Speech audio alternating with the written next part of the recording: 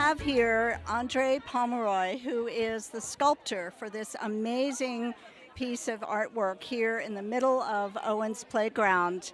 Could you tell me a little bit about how you came to create this for this very special, unique playground? Well, Stacy had gotten a hold of me via word of mouth, told them to get a hold of me. They were in Oregon, and so she did. And I did a couple other parks too, and they liked my hardscape material, and they liked what I'd done with the hardscape there.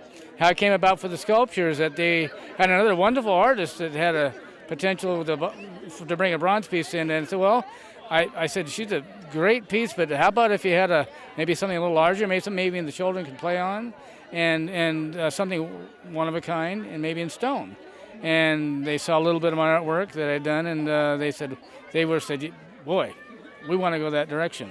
So that's how I got started on the piece. Now the stone itself is from my quarry up in Marble Mount area above the Cascade River. It's a serpentinite, and it spoke to me. I had 4 or 5 excavated boulders, but this one had a shape to it. We wanted to stick with the pinniped or the seal type motif because that was what the other sculpture was and appreciated. And so I did that, and I chose the stellar sea lions because they were, one, the more massive. They'd be more conducive for children playing on, and because of the profiles being more substance and not as fragile.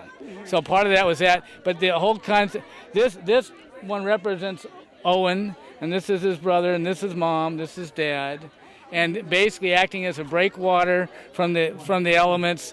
I call it Love Safe Harbor.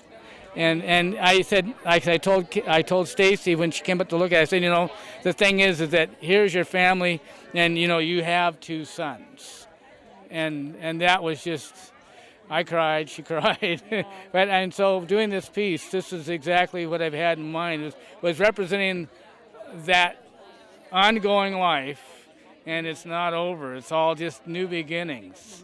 How long did it take you to create this? That's actual working time of cutting and chiseling and working on actual physical time, about 100 hours. Design time and concept and meditating over it.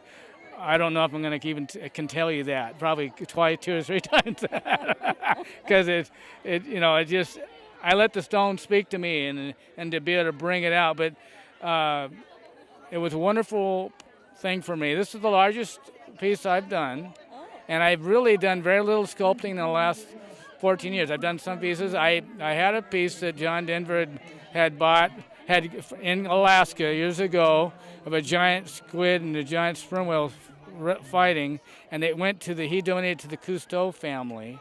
And so I've done some really pieces. I've had some Seahawks that had some of my pieces, but I had not. I really went into doing excavating geology on my property. It became a geological resource about 4 years ago with the county of Skagit, and because the geologist said it had the most amount of stone and the most variety he'd ever seen in one spot in Skagit County, and he was just impressed. And he said, boy, yeah, definitely you're a geological resource. So this is where they came from, and the story behind it.